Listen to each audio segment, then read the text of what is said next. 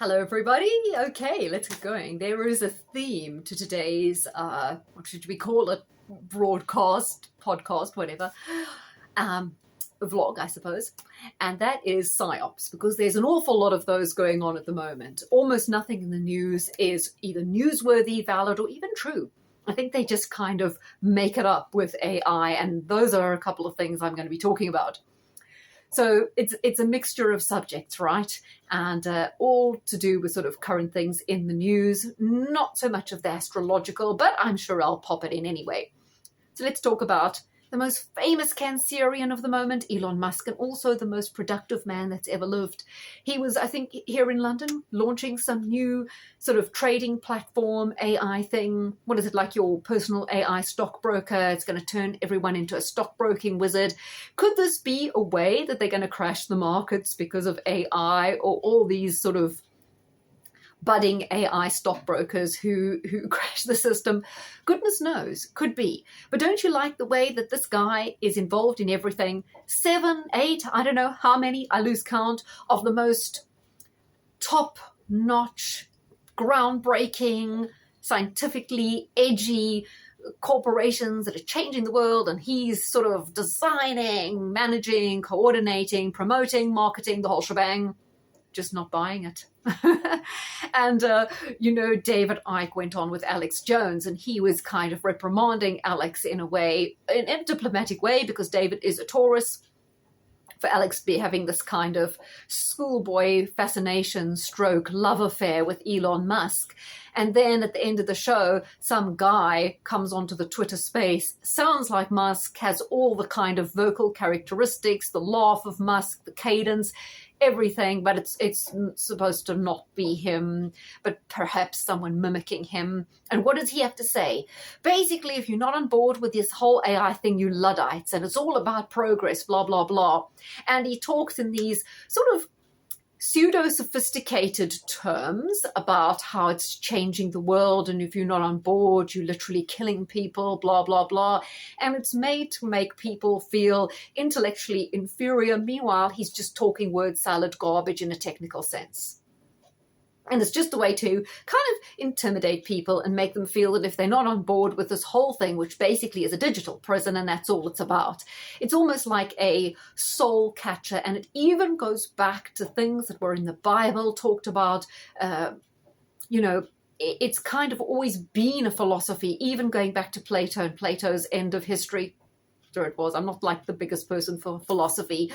It's all about reducing humans to dust, to the lowest level of material, and removing their souls. And that's what it's ultimately about. But I don't want to get too hitched onto that topic, because I should research it a little bit more if I'm going to talk about it. But that really is what it's about.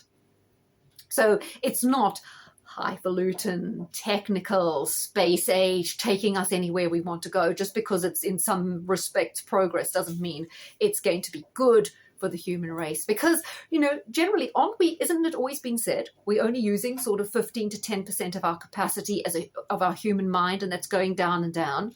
So wouldn't the way to be to improve our lives, our existence, to tap in to that unused 85% of potential, but not using chips and electronics and silicon and basically turning us into some sort of drone, which is all it's going to be for? I see a lot of the UK press again featuring on Shamina Begum, which has been a wonderful opportunity to bring back into the spotlight the kind of beheadings that ISIS were doing, those most likely psyops. Now remember, with Shamina Begum, I've covered it before, Canadian intelligence let British intelligence know that there were these 3 or 4 girls and they were heading out there, blah, blah, blah. They did nothing. They've known about her all the time. She was on the radar. There is no ISIS. It's just a collection of arms dealers, mercenaries, intelligence agents, foreign operatives working under an umbrella to foment chaos and regime change in those areas. It's thoroughly controlled. It's a psyop. It doesn't matter if one person comes back. It's really irrelevant. Bear in mind, Keir Starmer's wife has relatives fighting for the IDF. Well, they're in the IDF. I presume if they've been fighting at some point. They could potentially have been involved in killing people. It's an army, who knows? We have mercenaries from the UK or wherever fighting in Ukraine. People from the SS go on and become mercenaries. We continually support and fund wars. We have a weapons industry which profits massively about any conflict going on. So why are we worried about one girl who became a jihadi bride? It's simply manipulative to bring that back into the news and to revive the whole thing about Jihadi John and the beheadings, because I did see something in the paper about some relative whose brother was beheaded by ISIS. They want to bring that into the news to create this kind of pile-on against the Muslims, because then people are more likely to support what Israel are doing. It's kind of logical. Meanwhile, they don't tell you there's also genocide going on in Armenia, and the weapons being sent to Azerbaijan, who are fighting Christian Armenians, is being sent there by Israel. So they're funding a genocide there against Christians in Armenia. So there's an awful lot going on in the mix. But in the UK, they're using, well, we know Katie Hopkins and Tommy Robinson were readmitted to Twitter right before this kind of thing in October blew up, or right along the same time. And we know that they kind of like to get the animosity going between people who are rightly concerned about immigration and all these issues and the Muslim populations of the UK. Now, did you know John Looney is back on Twitter? Now, he was off for quite a while. I'm not sure if he was off because he was talking about, this, or because he was going in what I would call a Stu Peters direction. He was off for one of those two reasons. He is back on, and shortly before he came back on, he was interviewed by, Dr. Nurse John Campbell, who, as you know, many people have talked about. He was full on board with the whole thing right up until the kind of boosters got going, when there was a sudden U-turn at the same time as Russell Brand and all these other people arrived on the scene and became, advocates for free speech and medical freedom.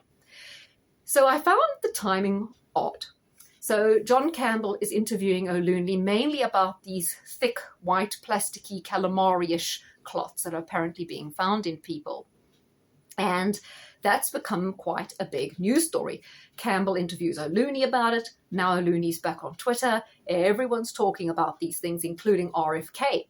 In fact, some of the kind of boomer people I know who are generally on board with mainstream narratives, they even know about these white calamari things, which is making me step back and think, are they real? Are they part of a psyop? Is that really happening? And why do they want us to know about it if it is happening? So I'm kind of suspicious there. Now, Konstantin Kisin. Look out for people who have double letters, KK or whatever in their name. It's not always a sign, but it could be. So it comes out. Now, I know that I've talked about how when Russia was flat on its back under Boris Yeltsin, like a drunk with its pockets being picked, and these Harvard guys, Jeffrey Sachs, there was a Summers, David Lipton, came up with a shock therapy plan for the Russian economy to transfer it over to being a market-based capitalist economy rather than the Soviet system. And you know what that ended up doing was creating all these oligarchs who basically ran away with the Russian wealth, which should have been belonging to the people who had quite a lot of savings in the Soviet Union. Actually, Russian people generally had quite good savings. Their savings were decimated. There was hyperinflation, all down to the shock therapy. Now, who was part of that? Konstantin Kisin's father was part of one of the ministries. He was also part of this whole shock therapy treatment thing going on, and he fled to get away from Putin when Putin was going after for tax evasion, all these sort of people. So funny that old Konstantin Kisin has that kind of link. It informs us as to any animosity he may have to Vladimir Putin, because obviously his father was very much involved in the transition, and we know that it resulted in a looting of Russian assets and another massive transfer over to the West. Okay, I have to always keep looking on the time because this goes for 10 minutes. I'm going to stop now, and there's going to be some more.